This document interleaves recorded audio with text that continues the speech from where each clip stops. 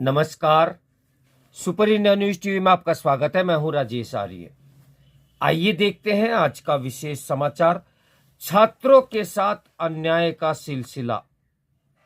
एक पारदर्शी और लीक प्रूफ परीक्षा प्रणाली के अभाव में भारत 2047 तक विकसित राष्ट्र नहीं बन सकता है।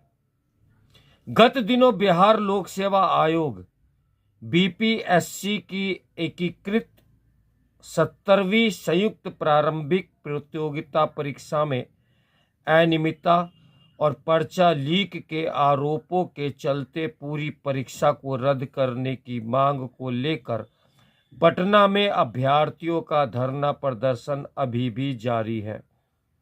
इस बीच पर्चा लीक आरोपों के कारण पटना के कुछ केंद्रों पर इसकी पुनः परीक्षा कराई गई है। गौरतलब है कि बीपीएससी की प्रारंभिक परीक्षा के दौरान एक बड़े परीक्षा केंद्र पर गड़बड़ी और पर्चा लीक होने के आरोपों को प्रशासन ने भी स्वीकारा था।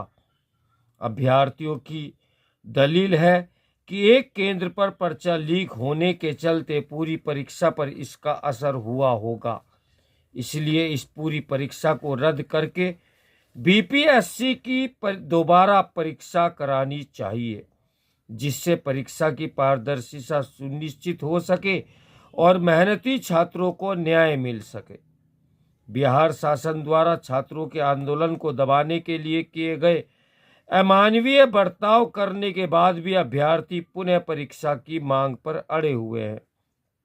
इस घटना ने बीते वर्ष में कुछ प्रतियोगी परीक्षाओं में धांधली के आरोपों के चलते छात्रों के हुए उग्र प्रदर्शन की याद भी दिला दी है। पटना में युवाओं को आंदोलित करते हुए दो सप्ताह हो गए हैं। इसके बावजूद इसका किसी परिणाम पर न पहुंच पाना बेहद दुर्भाग्यपूर्ण है। 3 लाख से अधिक अभ्यर्थियों के भविष्य को प्रभावित करने वाले प्रतियोगी परीक्षा के पहले तो पर्चे लीक होना, फिर उस पर शासन का ऐसा कठोर रवैया किसी भी स्वस्थ लोकतंत्र के अनुरूप नहीं है।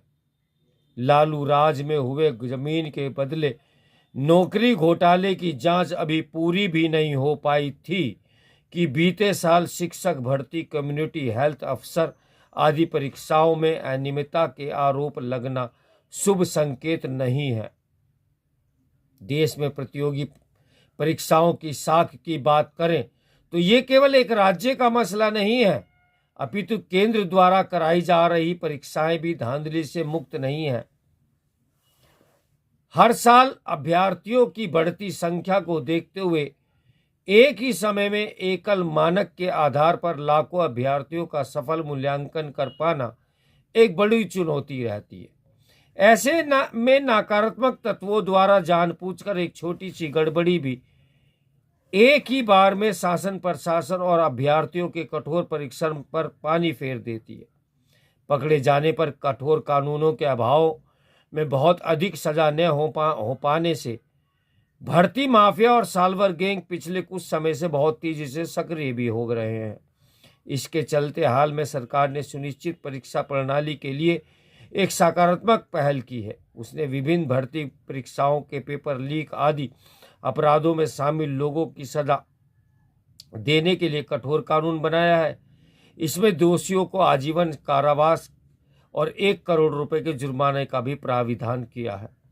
प्रतियोगी परीक्षाओं में धांधली और अपारदर्शिता वर्षों से मेहनत कर रहे छात्रों के भविष्य के साथ खिलवाड़ ही नहीं, बल्कि उसके पूरे परिवार के साथ अन्याय है।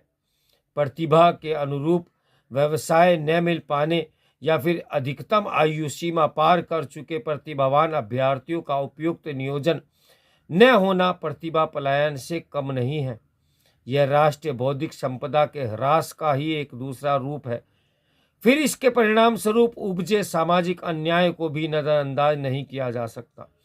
यदि निश्चित कसौटी के निम्न स्तर वाले अभ्यर्थियों की नियुक्ति हो जाती है तो फिर कभी भी उस पद से वांछनीय दक्षता, ईमानदारी और विश्वसनीयता की उम्मीद नहीं की जा सकती। इसी से समझे जा सकते हैं कि यह समस्या कितनी गंभीर है, परंतु दुखद यह है कि ऐसे संजीदा मामलों पर भी सकारात्मक सुझाव देने के बजाय लोग अपनी राजनीतिक रोटियां सेक रहे हैं। परीक्षाओं की कदाचार मुक्त बनाने में केवल पक्ष विपक्ष ही नहीं बल्कि संबंधित प्रशासनिक तंत्र भी अहम भूमिका को नजरअंदाज नहीं किया जा सकता। इसलिए उनकी भी यह नैतिक जिम्मेदारी बनती है कि जिन माध्यमों से वे स्वयं एक ओहदे तक पहुंचे हैं उनकी साख और गरिमा को बनाए रखने में भूमिका निभाएं। वैसे देखा जाए तो आज तकनीक, परिवहन, इंफ्रास्ट्रक्चर आदि क्षेत्रों में भारत की सूरत काफ़ी बदल चुकी है। फिर भी देश में परीक्षा प्रणाली का तंत्र इनको अपनाने की दौड़ में अभी बहुत पीछे है। हमें एक लीक प्रूफ और पारदर्शी परीक्षा प्रणाली विकसित करने के लिए इसका समुचित इस्तेमाल करना चाहिए। एक पारदर्शी और लीक प्रूफ परीक्षा प्रणाली के अभाव में न तो सामाजिक न्याय की परिकल्पना पूर्ण हो सकती है और न ही देश 2047 तक विकसित बन सकता है। तो मेरे साथ बने रहें सुपर इंडिया न्यूज़ टीवी की ब्रेकिंग न्यूज़ के लिए। नमस्कार, मैं हूं राजेश आर्या।